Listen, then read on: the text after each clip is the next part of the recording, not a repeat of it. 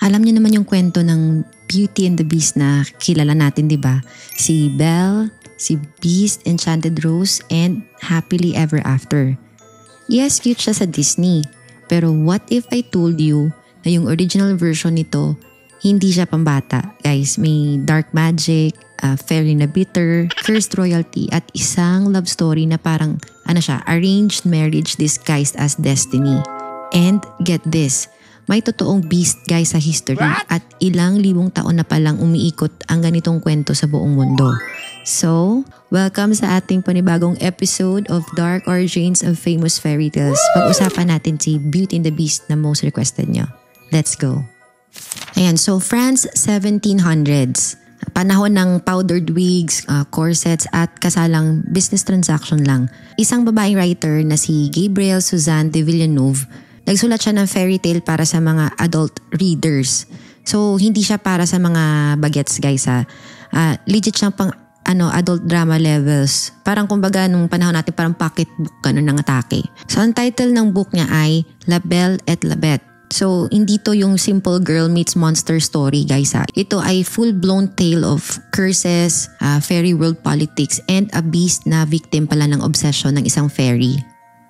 So sa version ng story ni Villeneuve, may isang mayaman na merchant na byudo. Meron siyang 12 kids. So 6 na lalaki at 6 na babae. Lahat sila mga pogi at magaganda, pero yung bunso, si Beauty, she was that girl. Mabait, mahinhin, hindi maarte, parang siya, soft girl ng century nila. Pero yung mga sisterette niya, yung mga ate niya, mga maldita, self-centered, mga inggitera, ganun. Para silang mean girls. So, alam mo yung vibe na pagtahimik ka, aakalain nilang tanga ka. Ganun yung trato nila kay Beauty. So, one day, nasunog yung bahay nila at nalugi sa negosyo si Tatay Merchant. So, in other words, nabankrupt sila. As in, from mansion to kubo real quick. So, napilitan silang lumipat sa probinsya at namuhay ng simple. So, ngayon si Beauty, carry lang siya guys eh. Pero yung mga ate niya, yun reklamo to death. Mga feeling princess pa rin.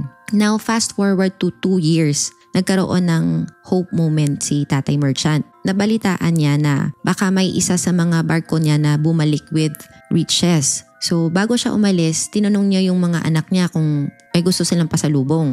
Sabi ni Tatay Merchant, guys, anong pasalubong ang gusto nyo? So yung mga sister, sabi nila, syempre mga pasosyal, sabi nila, gusto namin ng bag, jewels, designer gown, shoes, mga ganun. Tapos, tinanong niya rin si Beauty. Sabi niya, ikaw ano bang gusto mo? Anong gusto mong pasalubong?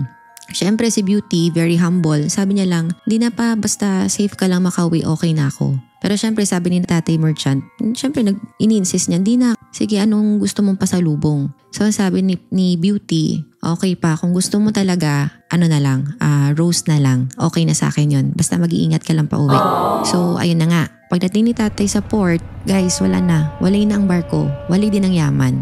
Yung mga colleagues niya, binenta pala yung cargo niya. So, ayun, uwi siya ng luhaan. So guys side note, yung business ni Tatay Merchant is parang cargo ship, ganun.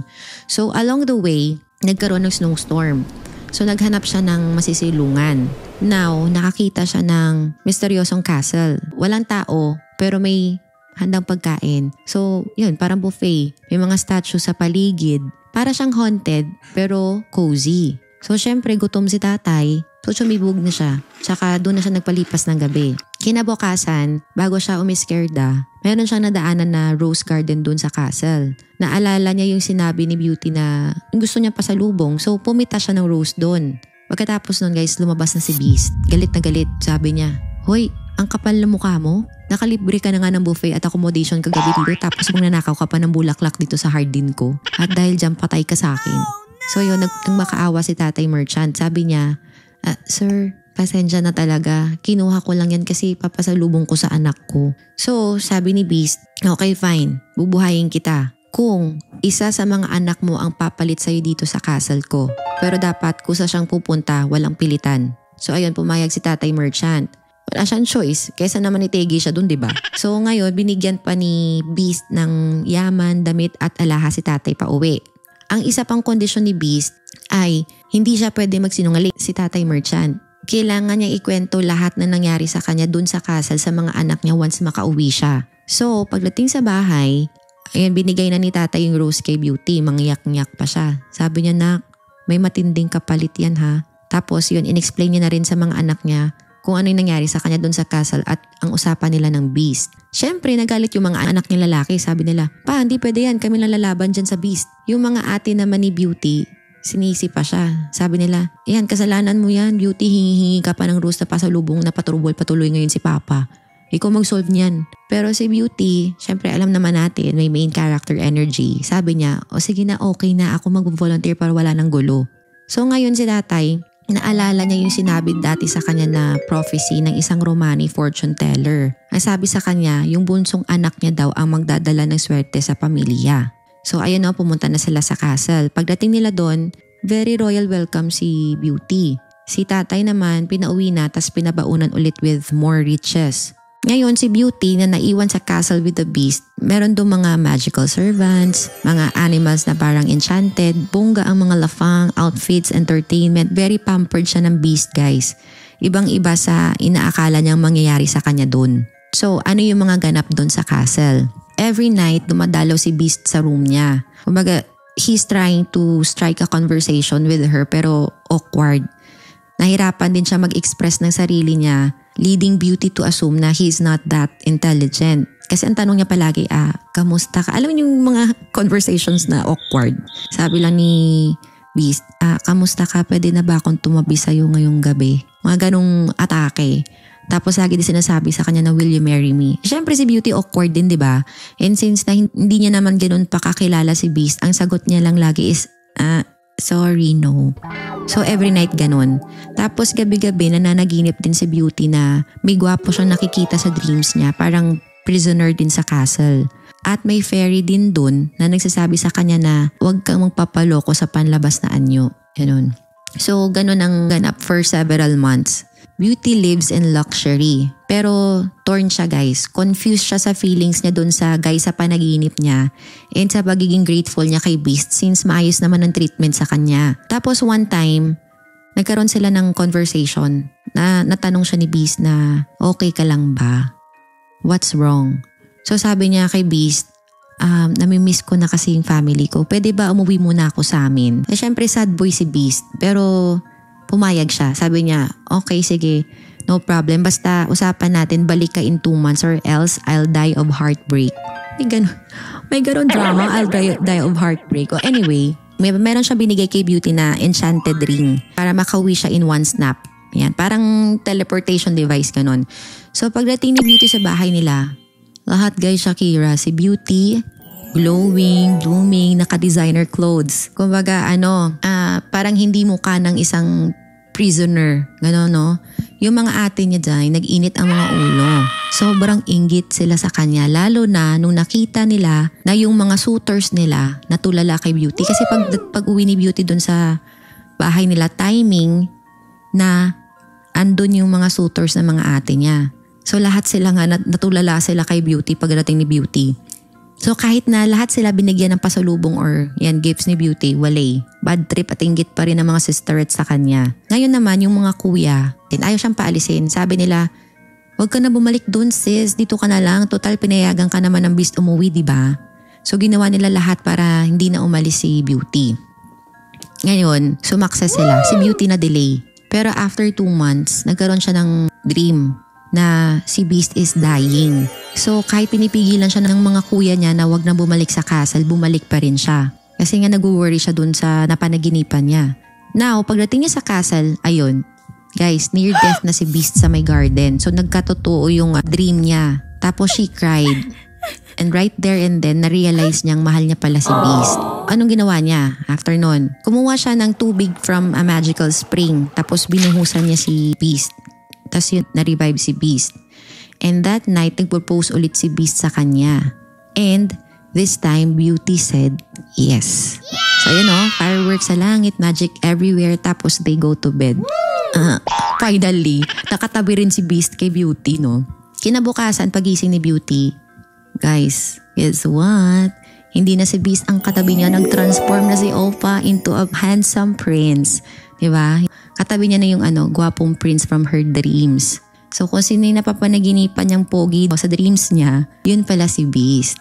So tapos, yung fairy from her dreams, naalala niyo 'di ba? Kanina yung sabi ko, merong fairy doon sa dreams niya 'di ba? That day, dumating yung fairy sa castle kasama ang queen, which is yung mudra ng Beast, aka the prince. So tawagin na natin siyang prince from now on. Pero guys, hindi masyadong masaya si queen. Bakit? Kasi sabi niya, ay, who is this? Merchant's daughter lang to. Merchant's daughter lang ang nakalift ng curse ng aking Junakis. So ngayon sabi ng fairy, waity, anong merchant's daughter lang to? Princess din yan, no? Ayan, so dito na naglabasan yung full backstory. Ni-reveal ng good fairy na una, si Beauty pala, anak siya ng hari ng Fortunate Island at ng isang fairy. Pangalawa, baby pa lang si Beauty, gusto na siyang patayin ng evil fairy na obsessed dun sa tatay niya, which is yung hari, diba, ng Fortunate Island. Pangatlo, ang good fairy is tita niya, di bali kapatid nung totoong nanay niya. Sinave siya at iniswap sa isang baby na Tegi, which is yung totoong anak ng merchant. So bongga, mga plot twist, diba? Tapos, hindi rin alam ni tatay merchant na hindi niya totoong anak si Beauty. Tapos yung totoong anak niya, Tegi na pala yun. So kaya pala sabi ng Romani fortune teller, diba, dati doon sa kay tatay merchant na yung bunsong anak mo ang magdadala ng swerte sa pamilya. And also guys, yung good fairy na tita ni Beauty, siya rin pala ang fortune teller. Nag-disguise lang siya. Nag-disguise lang siya as a fortune teller. Tapos nagkwento rin si Prince. Sabi ni Prince, ang tatay niya Tegi na bago pa siya pinanganak. Tapos yung nanay niya, which is yung queen, lumaban sa war. So ngayon, iniwan siya sa fairy na naging godmother niya or ninang niya. Kasi friend yun ng nanay niya. So yun yung nagpalaki sa kanya habang lumalaban sa war yung nanay niya. It turns out na evil fairy pala yun. So paglaki niya, the evil fairy tried to seduce him and ask him to marry her. Pero syempre, the prince said no. Parang kumbaga like, hello, nanay yung tingin ko sa'yo, ikaw yung nagpalaki sa akin, tapos may ibang bala ka pala sa akin. The evil fairy cursed him to become a beast kasi binasted siya ng prince. Bitter si auntie. While diba, the good fairy made sure na no one would spill the curse para hindi to maging permanent. Kasi sabi ng evil fairy, dapat walang ibang makakaalam kundi sila lang. Malilift lang ang curse kung merong babaeng totoong magmamahal sa kanya despite his appearance. Now, ano nangyari doon sa mga servants doon sa loob ng palasyo? Ginawa silang animal or stone or statue ng good fairy para hindi sila makapagmarites sa ibang tao. Tapos yung sa dreams ni Beauty, pinapakita ng good fairy doon yung true form ni Beast para hindi siya matakot. Pero syempre, nung time na yun, hindi niya pa-gets yun, diba? Na si Beast din pala yung nasa dreams niya. So technically, arranged na sila from the start. And after that, ni-reveal lahat sa royal family. Yung totoong dad ni Beauty, yung king, dumating din siya. Tapos pinatawag din si tatay merchant. Pati yung mga, tawagin ba natin fake siblings? Oo, yung mga kapatid ni Beauty doon kay tatay merchant, binigyan din sila ng title sa court. Now, ano nangyari doon kay evil fairy? Kinulong siya guys sa fairyland for good. So, bye-bye na. Now, Beauty and the Beast or si Prince, they got married, no? Akala nila mag-honeymoon lang sila forever, pero yung sabi ng fairy, hoy, may responsibilities kayo. So they ruled the kingdom for hundreds of years. Tapos yung queen commands na yung love story nila ay i-record sa imperial archives. So everyone will know their story and they lived happily ever after. Diba? Now guys, fast forward to 16 years. Merong isang writer-teacher named Jean-Marie Le Prince de Beaumont. She picks up Villeneuve's version and ang sabi niya, masyado nang complicated tong story na to. Gawin na lang nating pang bagets with lesson sa dulo. So, ang ginawa niya, tinanggal niya yung entire fairy political subplot. Hindi na si Beauty secret princess. Gagawin na lang siyang simpleng merchant's daughter. So, sa version niya, syempre, ganun pa rin, Beauty is kind and obedient. Anak siya ng merchant na na-bankrupt. Sa version na to, 6 lang sila na magkakapatid. 3 boys and 3 girls. Kasi 'di ba sa version ni Villeneuve, 12 sila na magkakapatid. Dito 6 lang. Tapos same dito, si Beast is still cursed. But wala nang fairy na obsessed sa kanya. Ganon, wala nang ganon. Enchanted Castle is magical pa rin but less lore heavy. Every night, same ang tanong, will you marry me? And then Beauty dreams of a prince. Torn siya between that dream and reality. Tapos si Beast almost dies. She finally says yes and poof, curse lifted. So ang lesson sa version ni Beaumont is don't judge people based on their looks and virtue over vanity. So very proper, very French, very pang Sunday school. And guess what guys? Ito ang version na naging basis ng Disney. Kaya wala tayong narinig about fairy kineme sa movie. Okay guys, akala natin lahat ito ay fiction lang, 'di ba? Pero here's the wild part.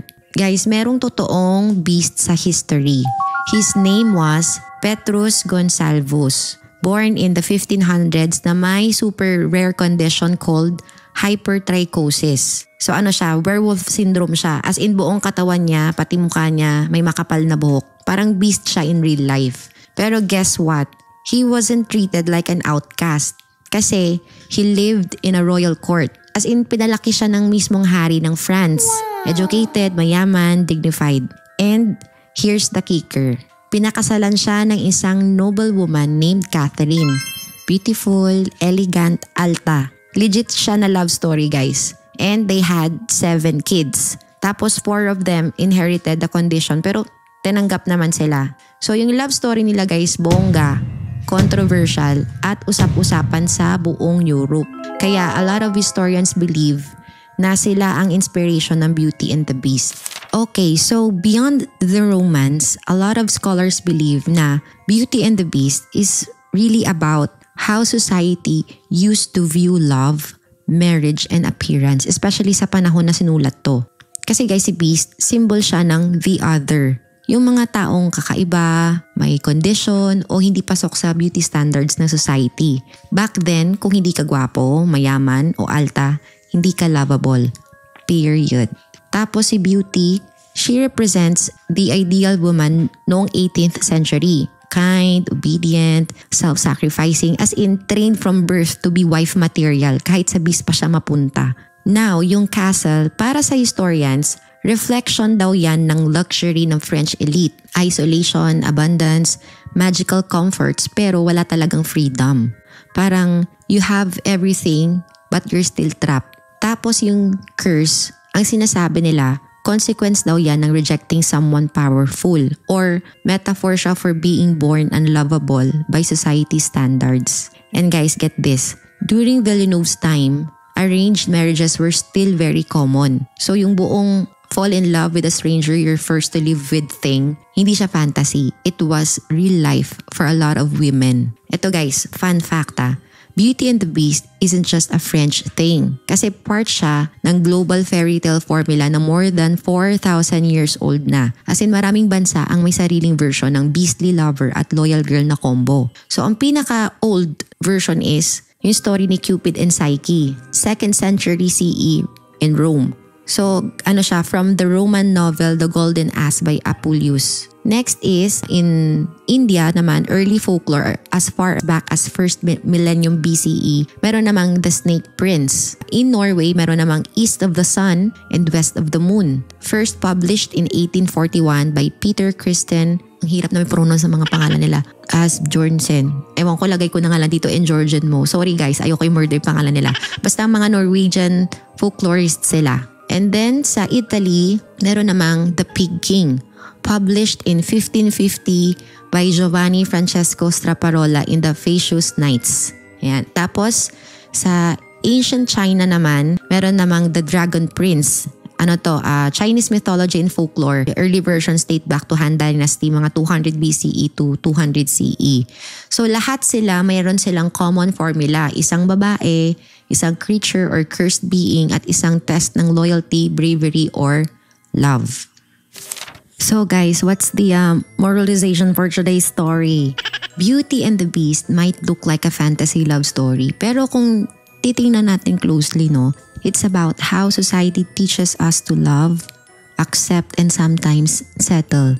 Kasi ang dami sa atin today, napapasok sa mga situationships or relationships na parang magbabago siya basta mahalin ko lang ng bonggang-bongga. Alam mo yung todo bigay ka up to the point na wala nang matira sa'yo. Pero ang totoo, love doesn't always fix people. And sometimes, we fall in love with someone's potential or someone's idea. Parang ganun, instead of accepting who they are right now.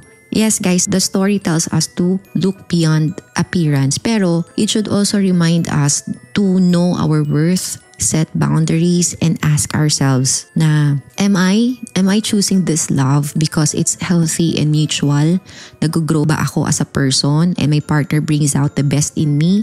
O dahil napilitan ako o naawa ako or expected sa akin? And that constant pressure to always be the one who understands, sacrifices, or fixes the other person, hindi yan dapat one-sided responsibility regardless kung ano ang gender mo.